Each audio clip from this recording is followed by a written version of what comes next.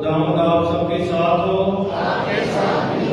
آج کی پاک انجیل مقدس یوحنا رسول کے مطابق اے خداوند تیری تمجید ہو۔ اس کا نواں باب اس کی پہلی آیت سے۔ اس وقت یسوع نے گزرتے ہوئے ایک شخص کو دیکھا جو پیدائشی اندھا تھا۔ یسوع نے زمین پر تھوکا اور تھوک سے مٹی ڈھونڈی اور مٹی اس اندھے کی آنکھوں پر لگائی اور اسے کہا، جا سلوام کے تالاب میں دھو۔ پس وہ گیا اور دھویا اور بینا ہو کر لوٹا۔ پس ہمسائے اور جن جن لوگوں نے پہلے اسے بھیک مانگتے دیکھا تھا کہنے لگے، کیا یہ وہ نہیں جو بھیک مانگا کرتا تھا؟ بعض نے کہا یہ وہی ہے، بعض نے کہا کہ نہیں بلکہ اس کا کوئی ہم شکل ہے۔ اس نے خود کہا کہ میں وہی ہوں۔ لوگ اس شخص کو جو پہلے نابینا تھا فریسیوں کے پاس لے گئے۔ جس روز یسوع نے مٹی لگا کر اس کی آنکھیں کھولی تھی وہ سبت تھا۔ پھر فریسیوں نے بھی اس سے پوچھا کہ کس طرح تو بینا ہوا؟ اس نے ان سے کہا، اس نے میری آنکھوں پر مٹی لگائی اور میں نے دھو لیا اور میں بینا ہو گیا۔ تب فریسیوں میں سے بعض نے کہا، یہ شخص خدا کی طرف سے نہیں کیونکہ سبت کو نہیں مانتا۔ مگر اوروں نے کہا کہ گناہگار آدمی کیسے ایسے کرشمے دکھا سکتا ہے؟ پس ان میں اختلاف ہوا۔ انہوں نے اس نابینا سے پھر کہا کہ جس نے تیری آنکھیں کھولی تو اس کے حق میں کیا کہتا ہے؟ اور اس نے کہا کہ وہ نبی ہے۔ انہوں نے جواب میں اسے کہا، تو سراسر گناہوں میں پیدا ہوا اور کیا تو ہم کو سکھاتا ہے؟ تب انہوں نے اسے باہر نکال دیا۔ یسوع نے سنا کہ انہوں نے اسے باہر نکال دیا اور جب اس نے اس کو پایا تو اسے کہا، کیا تو ابن انسان پر ایمان لاتا ہے؟ اس نے جواب میں کہا، اے خداوند وہ کون ہے کہ میں ایمان لاؤں؟ یسوع نے اسے کہا، تو نے اسے دیکھا ہے اور جو تجھ سے بات کرتا ہے وہی ہے۔ اس نے کہا، اے خداوند میں ایمان لاتا ہوں، اور اسے سجدہ کیا۔ پاک انجیل کے وسیلہ سے ہماری خطائیں معاف کی جائیں۔ مسیح خدا میں میرے عزیز بھائی اور بہنوں، آج ہم عالمگیر کلیسیا کے ساتھ مل کر روزوں کا چوتھا اتوار منا رہے ہیں۔ عالمگیر کلیسیا ہر سال یہ روزوں کے 40 ایام ہمیں دیتی ہے، جو پوری دنیا میں تمام مسیحوں کے لیے بڑی برکت کا سبب ہے۔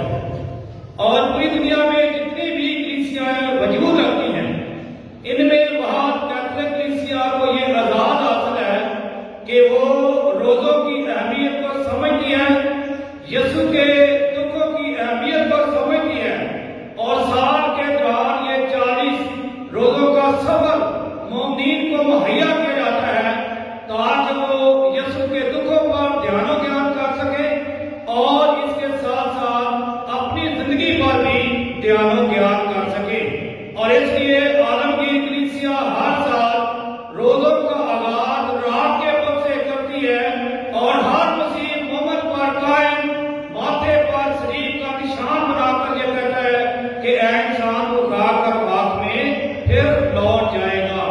یہ الفاظ روزوں کے 40 ایام ہمیں یاد دلاتے ہیں کہ ہماری حیثیت کیا ہے دنیا میں، کائنات اور معاشرے میں ہمارا مقام کیا ہے۔ اس لیے میرے جو عالمگیر کلیسیا وہاں کلیسیا جو ہر سال روزوں کے 40 ایام ہمیں دیتی ہے تاکہ ہم ان ایام میں توبہ، تبدیلی، دعا، ریاضت اور خیرات کے ذریعے اپنے آپ کو خدا کے قریب لا سکے۔ روزوں کے دوران جو ہر اتوار کو تلاوت پڑھی جاتی ہے، ہر اتوار کی تلاوت میں بھی ہمیں زندگی، معافی اور خدا کے رحم کا پیغام ملتا ہے۔ آج میرے سو ہم پاک کلام میں سے ہم نے پہلی تلاوت سنی، اس میں خدا ساموئیل نبی کو حکم دیتا ہے کہ یسی کے جو 7 بیٹے ہیں ان میں سے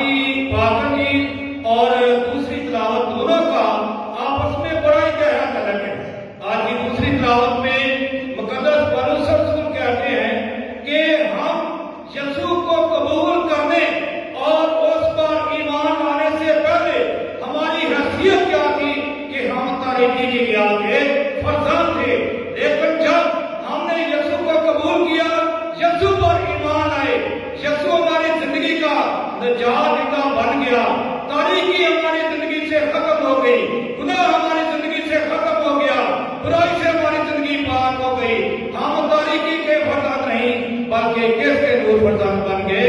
نور کے فرزند بن گئے, روشنی کے فرزند بن گئے. تاریکی اور گناہ کا عمل انسانی تاریخ اور زندگی سے ختم ہو گیا اور یسوع کی روشنی ہماری زندگی میں آ گئی. آج میں نے جو پاک انجیل کا یہ جو خوبصورت معجزہ ہے, واقعہ ہے, مقدس یوحنا انجیل میں جو ہے, اس کا نقطۂ نظر, یسوع کو دیکھنے کا انداز, یسوع کی تعلیم کو بیان کرنے کا انداز بالکل مختلف ہے. اور مقدس یوحنا کی واحد انجیل ہے جس میں یسوع مسیح نے سب سے زیادہ باتیں زندگی کی. اور مقدس یوحنا یسوع مسیح کو اپنی پاک انجیل میں دو طرح سے بیان کرتا ہے.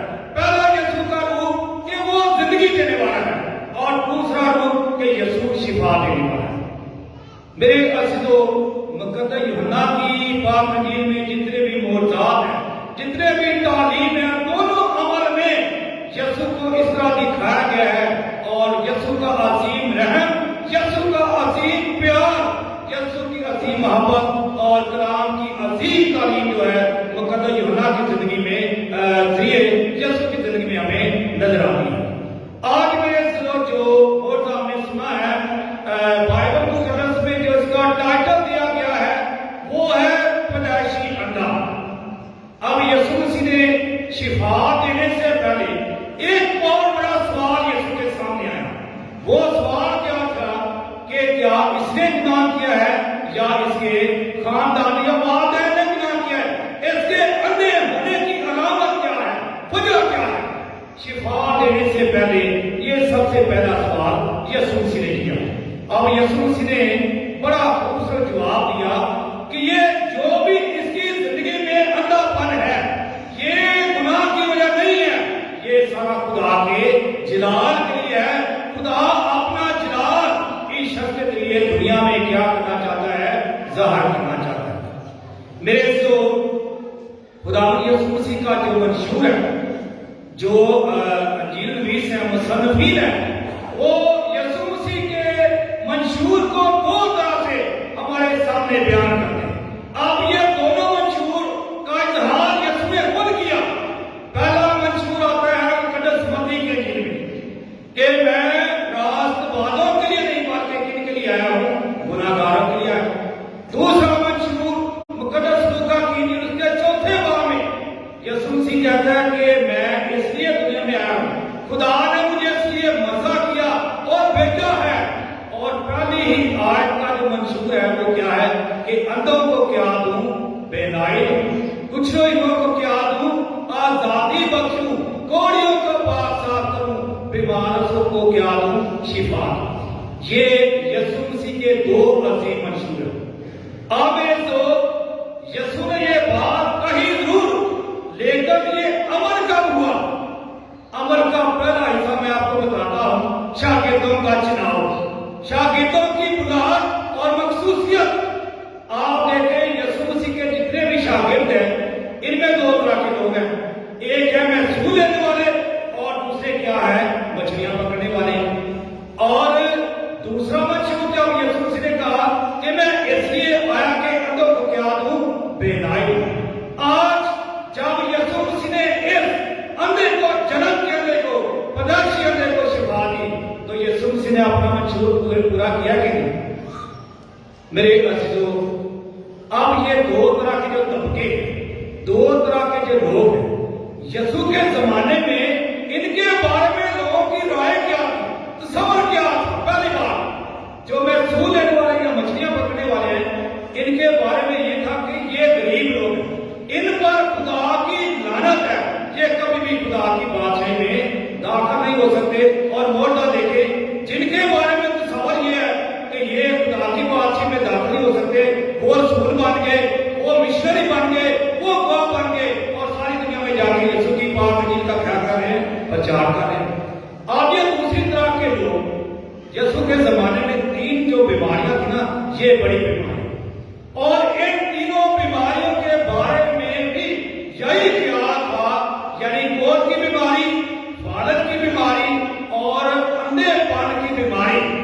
اس کے بارے میں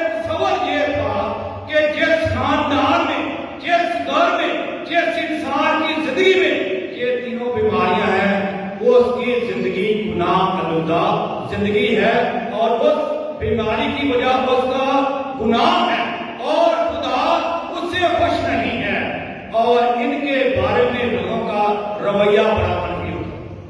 ایک تو ان کو چیلنج ہوتا تھا اپنی بیماری کا، ایک چیلنج ہوتا تھا خاندان کا، ایک چیلنج ہوتا تھا معاشرے میں رہنے والے لوگوں کا، اور ایک چیلنج ہوتا تھا کہ وہ ہیکل میں جا کر لوگوں کے ساتھ بیٹھ کر دعا اور عبادت نہیں کر سکتے۔ یہ بڑے چیلنج تھے لوگوں کے۔ آج میرے سو خداوند یسوع مسیح جب اس کو شفا دے، یسوع مسیح کے جتنے بھی معجزات، معجزے کی تعریف کیا ہے، معجزے کا بیان کیا ہے، میرے تو پاک کلام کے مطابق معجزہ یہ ہے کہ جہاں انسانی مسائل، جہاں انسانی سوچ، انسانی طاقت بے بس ہوتی ہے، وہاں خدا کی قدرت کا راز ہو جاتا ہے۔ یہ ہے معجزے کی تعریف، یہ ہے یسوع کا معجزہ، یہ ہے یسوع کی طاقت کہ جہاں انسانی مسائل بالکل بے بس ہو جائیں، وہاں خدا کی قدرت کا کیا ہوتا ہے؟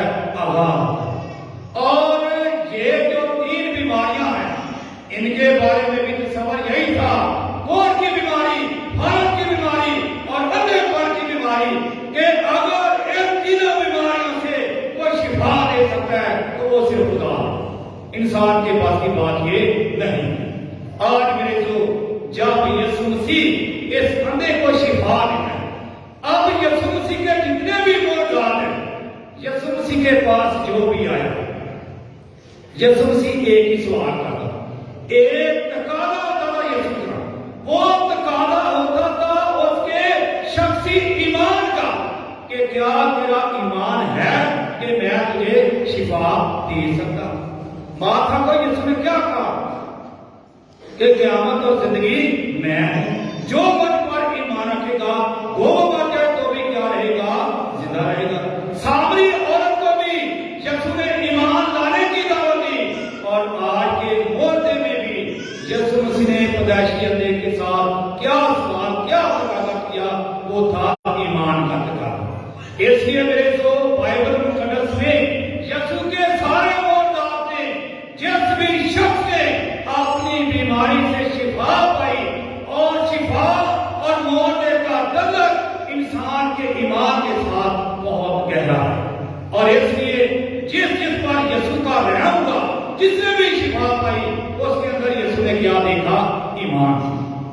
آج میرے تو جب ہم اس پیدائشی اندھے کے بارے میں پاک کلام میں سنتے ہیں تو میرے تو یہ پیدائشی اندھا اپنی زندگی میں بالکل بے یار و مددگار، بے سہارا ہے، نہ معاشرے میں کوئی اس کی قدر ہے، نہ خاندان میں قدر ہے، اور نہ مذہبی رہنماؤں کی نظر میں قدر ہے۔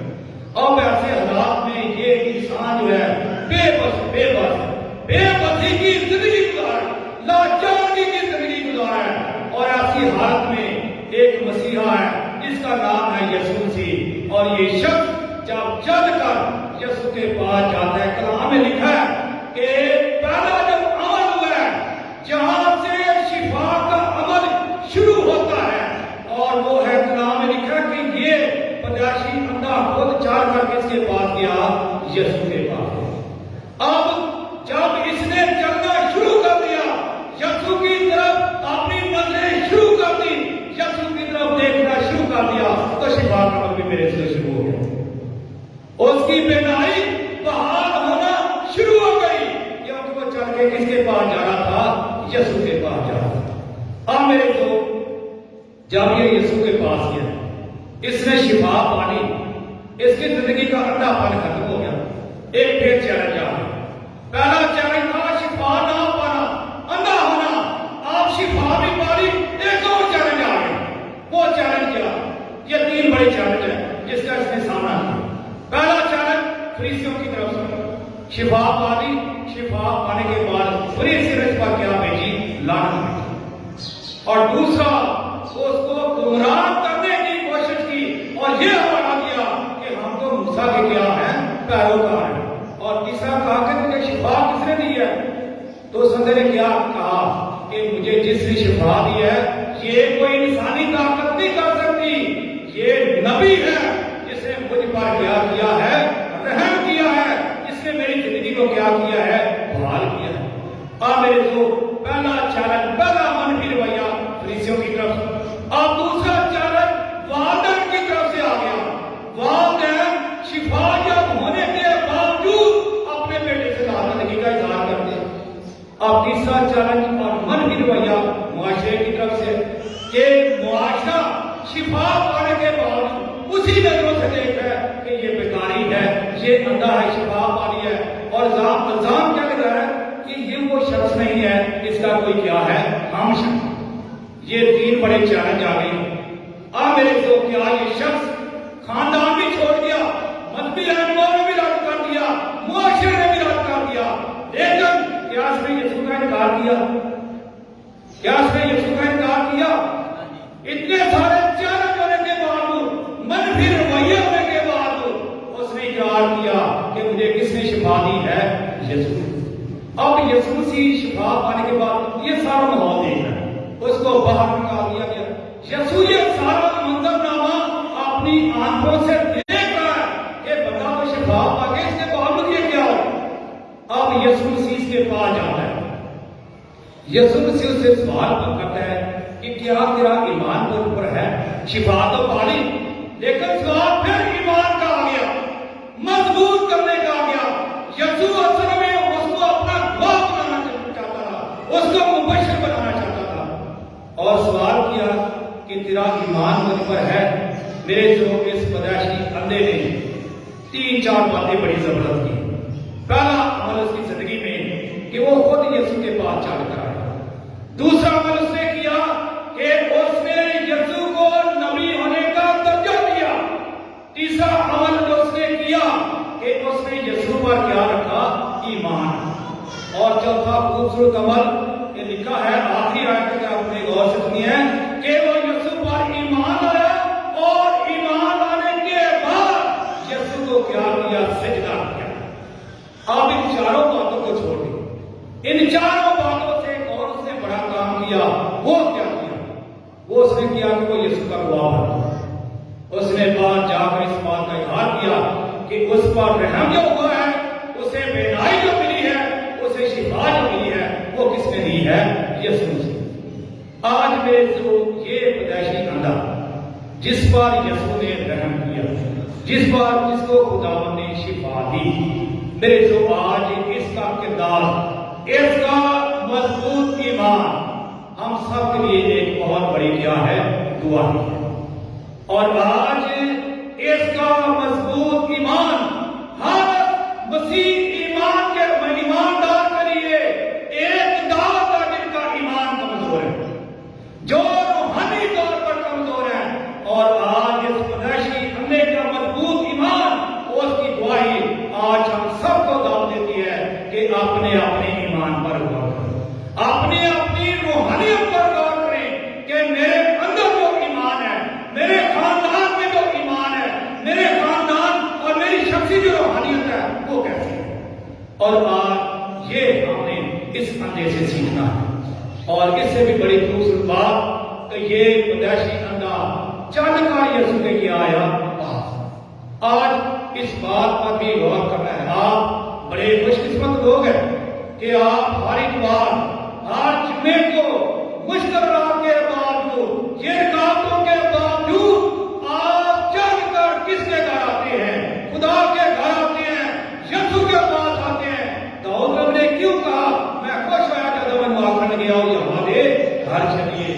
اور آپ جب چل کر یسوع کے پاس آتے ہیں تو آپ بھی اس اندھے کی طرح خدا سے اپنے گھر میں یہاں سے برکت پا کر آج میرے جو اس کی یہ عظیم بلاہٹ، اس کا عظیم کردار ہر مسیح خاندان کو، ہر مسیح مومن کو دعوت دیتا ہے کہ ہم یسوع کے پاس کدھر آئیں؟ چل کر آئیں، یسوع سے برکت پائیں، خدا کے گھر سے برکت پائیں۔ وہ صلیب والا یسوع آج ہر خاندان کو پکار ہے، ہر خاندان کو دعوت دے رہا ہے، زندگی دینے کے لیے، شفا دینے کے لیے، رحم کرنے کے لیے، برکت دینے کے لیے۔ آج آپ سب کو صلیب والا یسوع پکار رہا ہے، دعوت دے رہا ہے کہ آؤ میرے پاس آؤ۔ یہ ہے میرے جو اس پیدائشی اندھے کی زندگی کا خوبصورت عمل کہ وہ خود यीशु के पास है। मेरे जो हमारी जो होशाना की किताब है, इसमें एक बड़ा जबरदस्त गीत है। ये जी.एम. फेलिक्स ने लिखा था, तो जब उसने ये गीत तहरीर किया, बड़े लोगों ने उस पर सवाल भी किए। ये गीत बड़ा मशहूर गीत है कि मैं ना बिना जग में फिरता, राह कौन दिखाए, तू ही है यीशु मेरा सहारा, तुझ पर आस लगा। ये नबीना जो उसने जो गीत लिखा है ना, उसने बड़ी जबरदस्ती वजाहत की। उसने कहा कि मैंने गीत उन लोगों के लिए लिखा है कि जिसकी जिस्मानी नजरें तो है लेकिन रूहानी तौर पर हैं, ईमान की आंखें बंद हैं, रूहानियत की नजरें बंद हैं। ये मैंने उन लोगों की नजरें खोली हैं, उनके ईमान की बंद आंखों को मैंने खोला है और यीशु की रोशनी उनको दी है। मेरे जो आज शायद मैं और आप सब जिस्मानी नजर को रखते हैं, जिस्मानी बीनाई तो ठीक है, लेकिन आज ये सवाल है कि हमारी रूहानी बीनाई ठीक है, हमारे अंदर ईमान की रोशनी है। मेरे खानदान में, मेरे बच्चों की जिंदगी में, वालिदैन की जिंदगी में, बुजुर्गों की जिंदगी में ईमान की रोशनी है, कलाम की रोशनी है, दुआ की रोशनी है। ये अगर रोशनियां नहीं है तो आप रूहानी तौर पर अंधे, आप ईमान में अंधे हैं, क्योंकि दुआ ना करना, कलाम ना पढ़ना, खुदा के घर ना आना, रूहानी तौर पर मजबूत ना होना, यीशु के पास ना आना, ये इंसान के रूहानी अंधेपन को क्या करता है, ज़ाहिर करता है। आज इस पदाशी अंधे ने यीशु से दो तरह की शिफा पाई। एक तो उसने बिनाई और शिफा पाई अपनी जिस्मानी नजर से, और दूसरी को उसने ईमान की रोशनी पाई, क्योंकि यीशु ने मुकद्दस यूहन्ना की इंजील में कहा था कि मैं दुनिया का क्या हूँ, नूर हूँ, जो मेरे पास आएगा मैं उसे जिंदगी का क्या दूंगा, नूर दूंगा। ये जिस्मानी रोशनी भी पाकर गया और ईमान की रोशनी, ईमान की बरकत भी पाकर यीशु से गया। आइए मेरे को आज हम सब इस बात पर गौर करें कि मेरे अंदर जो ईमान है, मेरे खानदान के अंदर जो ईमान है, ये कैसा है। और इसलिए मैंने शुरू में कहा कि पूरी दुनिया में बाहर कैथोलिक कलीसिया है जो हर साल रोजों के 40 अय्याम मोमिनीन को देते हैं। खुदा के काहिन, हमारे पापा आज़म, हमारे बिशप साहबान इन रोजों के दौरान कलीसिया की रहनुमाई करते हैं, ईमान की रोशनी देने के लिए, रूहानी बसीरत देने के लिए। और जो इंसान या खानदान के अंदर तारीकी है, गुनाह और बुराई की तारीकी, इस जो खुदा के घर में जब आते हैं, खुदा का काहिन जब यूसुफ की कुर्बानी चढ़ाता है तो यीशु के पाक बदन कर दिए, और यहाँ खुदा के कलाम के जरिए हमारे अंदर जो तारीकी है ये क्या होती है, खत्म होती है। ये है कैथोलिक और आलमगीर कलीसिया की अजीम खिदमत का असूल। वो कैसे कैसे कहां कहां आपने मोमिन का ख्याल रखी है, ईमानी और रूहानी तौर पर मजबूत कर दिया है। आइए आपने इस अजीम कलीसिया के लिए, आपने रूहानी बात के लिए, आपने विशेष बात कायम के लिए जोरदार तालियां बजाएं कि जो हमें बदल के दौरान ये दावत देते हैं खुदा के घर में आने की, यीशु के पास आने की, ताकि यीशु के पास आए और यीशु से बरकत पाएं। आइए मेरे लोग हम खुदा से ये दुआ करें, खुदा से आज ये फरमाएं कि ऐ खुदा मुझे भी ऐसी सोच दे दे, ऐसा ईमान दे दे, ऐसी रूहानी बसीरत दे दे, ऐसी ईमान की रोशनी दे दे, ऐसी अकीदत और जज्बा दे दे जो तूने पदाशी अंधे को दिया, ताकि मैं और मेरा खानदान एकदम हर रोज तेरे पास है। हर रोज तुझे अपने खानदान और अपनी जिंदगी में डाल दे, और जिस घर में यीशु आ गया, जिस जिंदगी में यीशु आ गया, सगाई की तरह उस घर में क्या आ जाएगी, नजात आ जाएगी। उस जिंदगी में खुदा की नजात आ जाएगी, उस घर में खुदा की बरकत आ जाएगी, उस जिंदगी और घर से तारीकी खत्म हो जाएगी, बीमारियां खत्म हो जाएगी, मोर्दात होंगे, शिफा होगी। खुदा सबको बड़ी बरकत बख्शे।